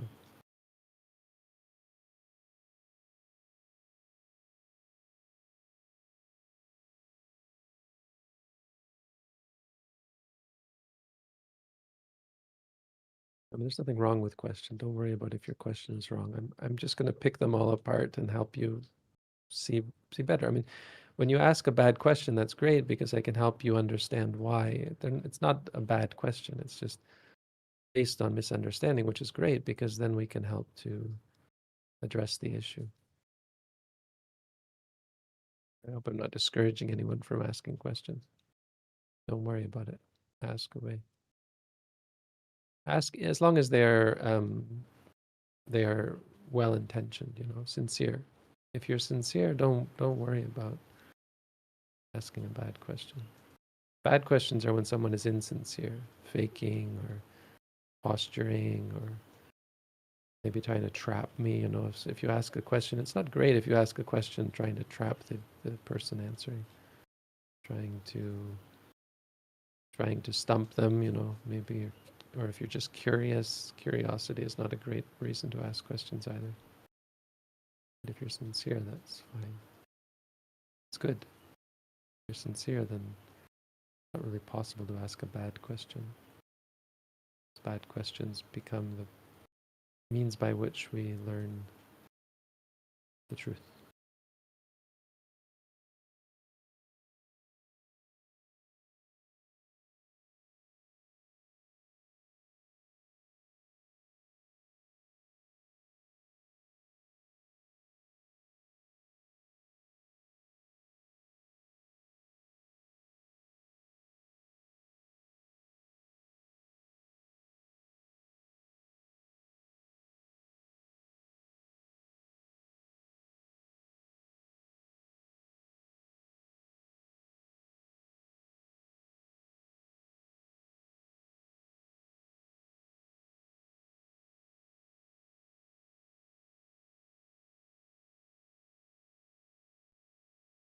The next question that we have, Bhante.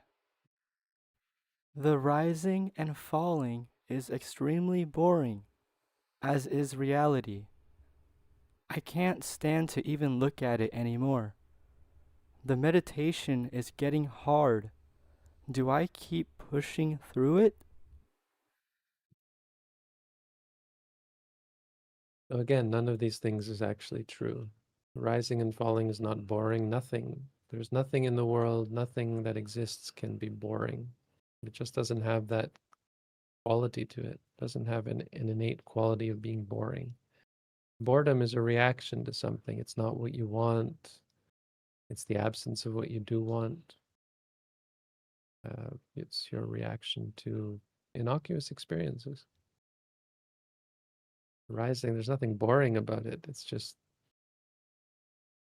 you want something more. That's why we get bored. Crave for something else.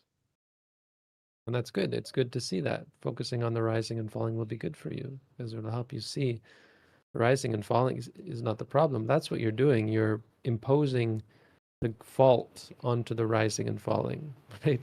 You have said, this rising and falling is the problem. The rising of the stomach is the problem. You see how silly that sounds? The falling of the stomach is the problem. The problem is the boredom. And it's not just a problem for meditation. It's a problem for life.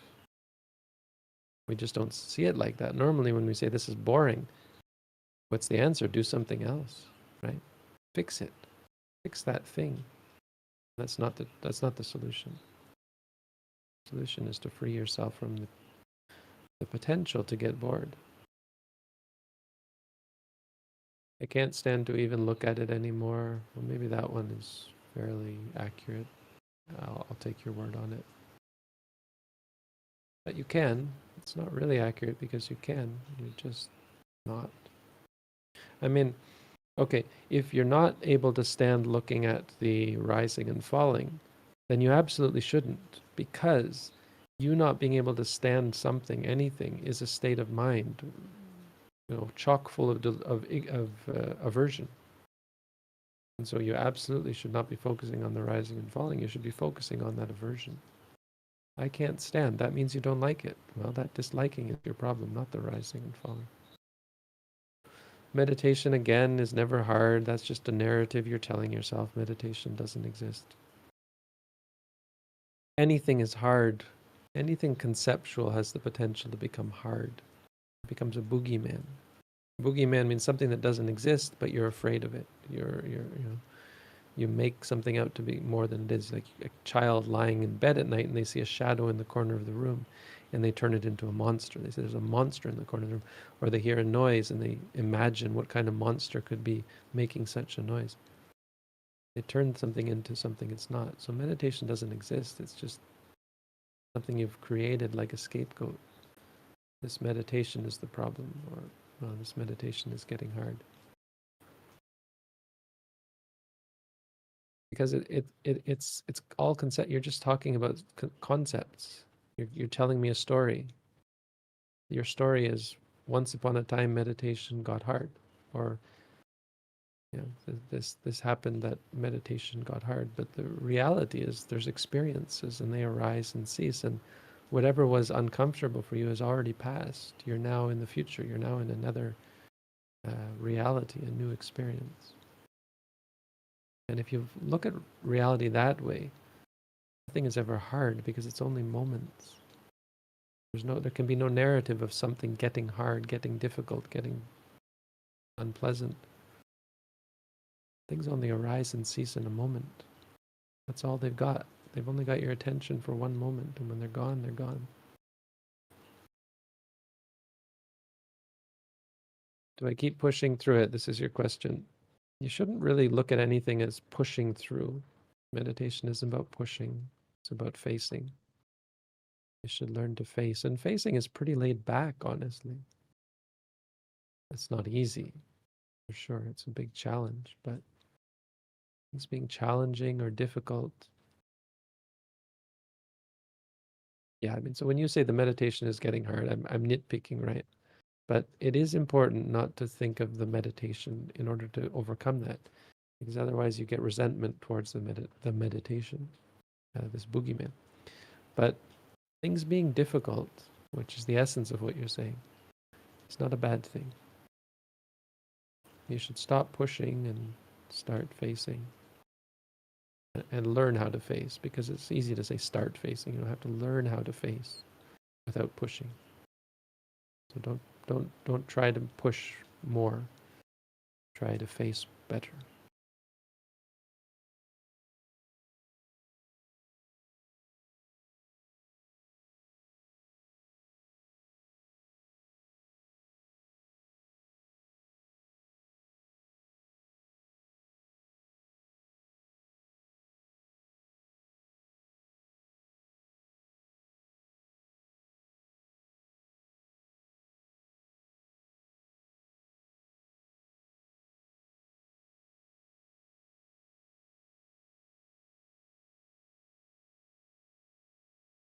Bhante, the next question that we have, as human beings, what are we supposed to do with the time we have in our lives?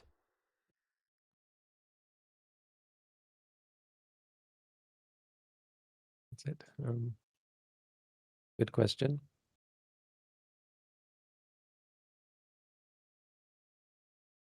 Well, three things, and it's kind of trite for me to fall back on these three things, but it is the best way to center ourselves in relation to this question. Do good, abstain from evil, and purify your mind. So do good means you should actively be performing whatever good deeds are appropriate for your circumstance, helping others, being kind to others, giving and supporting, and just doing good, saying things that are helpful, providing good advice, good encouragement, good support, good appreciation, even just appreciating the good in others, appreciating the good things that others have. This is something we should do. The second thing is we should abstain from evil. So this starts with the 5 precepts and then working towards freeing ourselves from our attachment to things like, it's attachment to sensual pleasure in general. Basically the 5 precepts. And the third is we should purify our mind. So we work towards cultivating clarity, trying to see things more clearly, with less judgment, less reactivity, less stress. These are the teachings of all the Buddhas.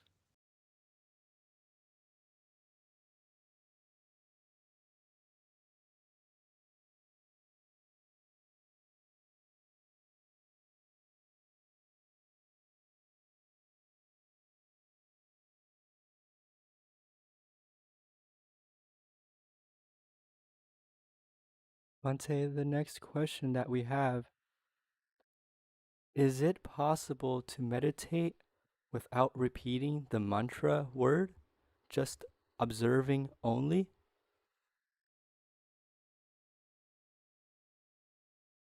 It's certainly possible. You obviously can do that. But you have to answer in what way is that observation different from ordinary observation? And what is it exactly that you're doing that you deserve to call it meditation? Controlling, pushing the mind to focus on one thing over another? Because most likely all you're doing is just following the natural pattern of the mind to like certain things, dislike certain things. You're not creating the clarity. Basically, you're not doing the work. Noting seems artificial. It seems especially artificial because it's not spiritual. If I were to tell you to sit and say Buddho, Buddho, and tell you that's the name of the Buddha, so if you say that, that will inspire you because you'll be thinking about the Buddha. It's rare for people to ever ask that question about that. They'll say, well, what if I just thought about the Buddha and didn't say Buddho? They don't ask that because it feels less unpleasant because, you think it's enticing. You think, the Buddha, I'll just repeat Buddha, Buddha. My teacher used to say this. He said, it's because it's not the name of the Buddha. That's why people don't want to say rising, falling. They would rather say Buddho, Buddha. But it's the same idea. So we have to dig a little bit deeper about why people ask this question. Because I don't think it would be asked nearly as much if we were told people to say Buddho, Buddho, and be mindful of the Buddha. I know it's not. I know this is much more comfortable and pleasant and agreeable for people, and there's much less complaining. So the real reason for asking this question isn't usually because they have a problem with saying words. It's just the words are uninspiring. They're not romantic. There's no romance involved in saying rising, falling. And that's not fun. That's not exciting. That doesn't bring pleasure. It doesn't please me. And that's why we don't like it. But there's a very good reason for using a word, whether it be Buddho or whether it be rising, falling. It's that it focuses your attention on the object and it creates clarity about that object. The problem with saying Buddha is Buddha isn't real. Buddha is a concept. Rising is real, falling is real. I mean, the difference, let's say. So when you say rising, falling, you're actually focused on ultimate reality. That's not very pleasant. That's not really very comfortable. Because reality is, again, impermanent, unsatisfying, and uncontrollable. All three things that we don't ever want to see. But in order to see it, you need to create the clarity related to the object. If your clarity is focused on the Buddha, you'll never see those things. If your clarity is focused on the rising, and you say rising, and that creates that clarity, this is rising. It's not me, it's not mine, it's not all these other things that we interpret it to be. If you don't create that clarity, you'll never see the three characteristics. You'll never see the object clearly. You'll never have that strength of mind to see clearly. So no, you can't just observe. I mean, some people can. Very, very special people who are just already ready to be enlightened can just be told about the truth and just instantly become enlightened. But if your mind is crooked, if you're not one of those people who are perfect in every way, ready to become enlightened, you need to straighten out your mind. Your mind is crooked, full of greed, full of anger, full of delusion, and you need to do the work like the rest of us to straighten out the mind. And that requires something artificial. That requires work. That requires meditation. The proximate cause of mindfulness, what we call mindfulness, which is actually not a great translation of the word, is tira sanya. Sanya is when you recognize something. So you recognize this is rising, you recognize this is falling. That happens by itself. You don't have to do any work for that. Tira means strength, strong or strengthened, the idea of augmenting it. So when you repeat to yourself, rising, you're strengthening the sanya, tira sanya. That's why a mantra is used in meditation, because it strengthens the perception, prevents anything else but recognizing it as it actually is. And that's what gives rise to recognition, which is mindfulness.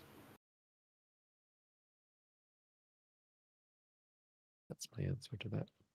Really, I don't know if I've got that written down anywhere, but someone should copy that one out and write that down, because that's a very popular question that I have to answer a lot.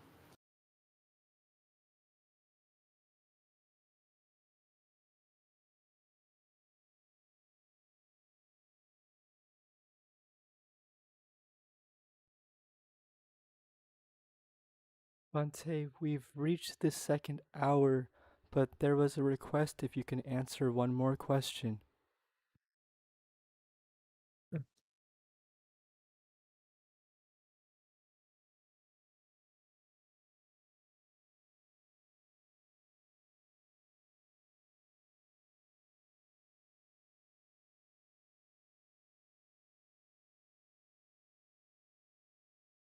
The question is, Bhante, when observing the rising and falling of the abdomen, the mind sometimes goes to the nose and stays there for a long time. Should I, after a long time, bring the mind back to the abdomen or let it be? So it usually only stays there a long time because you're not noting the experience. You should note it as feeling if you feel something at the nose, or just knowing if you're just aware that the mind is at the nose, or aware of the nose, let's say. Feeling if there's a feeling, or you say knowing. And if you say that a few times, it should be really relatively, well, it should be not relatively, it should be easy or natural to just go back to the rising and falling. It's mainly in those people who have that habit, and that's just, there's nothing bad about that. I mean, it's not there's no fault involved. It's just habit, right? Just like when you're used to writing with your right hand, it takes time to learn to write with your left hand. I don't even know if that's a thing, but I assume it is.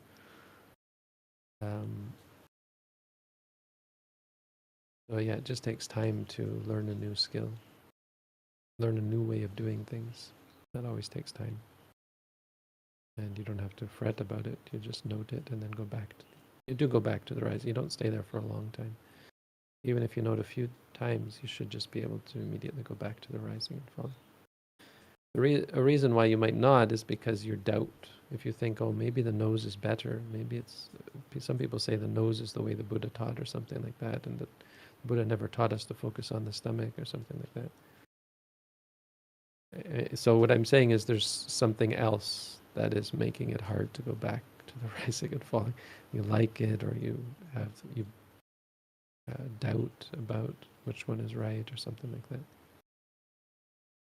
So simply put, you should then note doubting, or liking, or disliking, or anything like that, because that's valuable. It's good to see that. It's good to see how the mind reacts to things. It's good if you can see it and if you can face it. So it's important that you face that doubt or liking or disliking or whatever else might be involved. Because if it's not there, it should be relatively simple to just go back to the rising and falling. And you might have to do that repeatedly. The mind might continuously go back to the nose, which is great. It's not great. It's great that you can see that. You're seeing non-self. Perfectly valid, perfectly valuable. Keep noting it, develop the patience and the flexibility. Go back and forth until the mind naturally just changes, and then you move on to something else, But there's no problem there. Problem comes because people often don't note it, or they don't note accurately or correctly what they're actually experiencing when that happens. Otherwise, it's relatively easy to just go back to the stomach once you've noted it.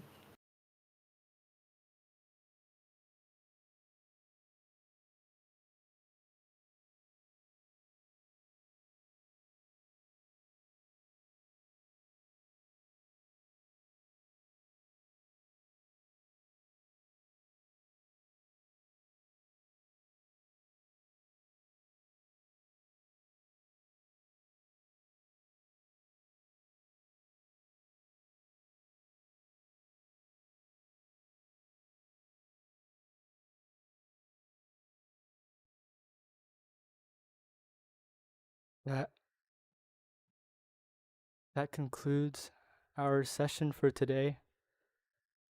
Thank you so much, Bhante, for your time and for answering everyone's questions and for sharing your wisdom with us. Thank you so much, Bhante.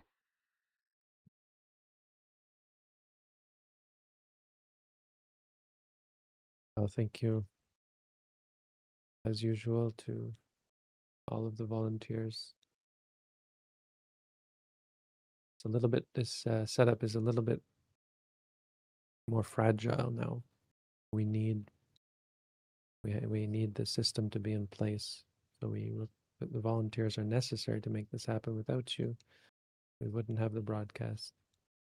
So the people who are putting together the broadcast, putting together the text and the study, and those people who are gathering the questions, we wouldn't be able to perform this. So we have to be mindful of that, not take it for granted, obviously, but also guard it and protect it, and be conscious of the limits. Meaning, sometimes people will not be able to join. Sometimes volunteers have other obligations. So we shouldn't take it for granted as a community, and we should be willing to take part. So if there's anyone who would like to be a part of the volunteer community, please don't hesitate to get involved. It's an important part of what we do. Everything here is volunteer. None of us are getting paid, obviously.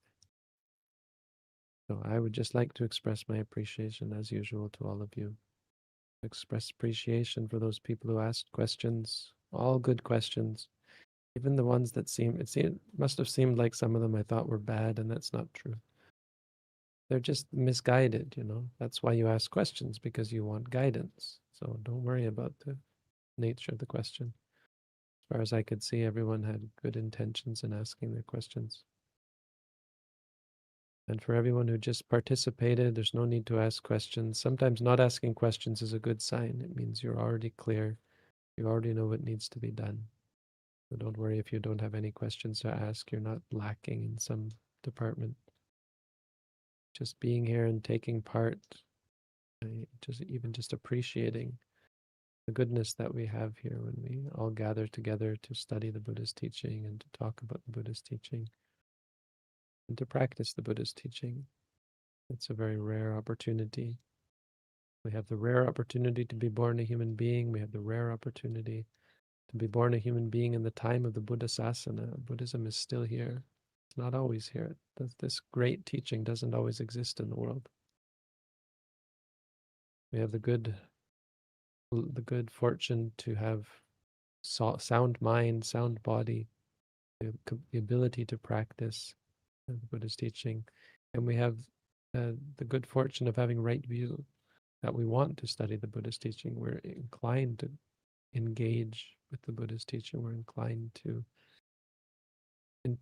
interact and seek out answers, to seek out wisdom,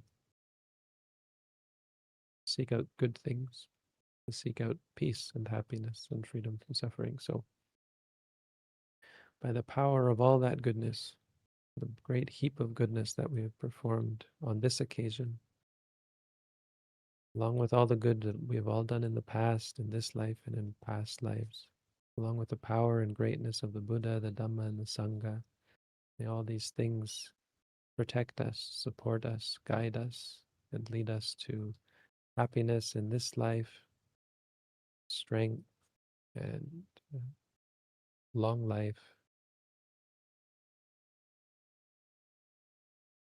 health, happiness, strength in this life, wealth, and all good things. May they all come to everyone. Happiness in the next life. May we all find the Buddha Sasana in all of our journey of samsara. May we meet with good people, meet with good things, meet with only greater and greater happiness and peace and freedom from suffering, and ultimately lead us along the path of ethics, concentration, and wisdom through to gaining right view, right release, and right knowledge of peace, happiness, and freedom from suffering, ultimately realizing the path and fruition and nibbana. Sadhu. Sadhu. Sadhu, sadhu, sadhu.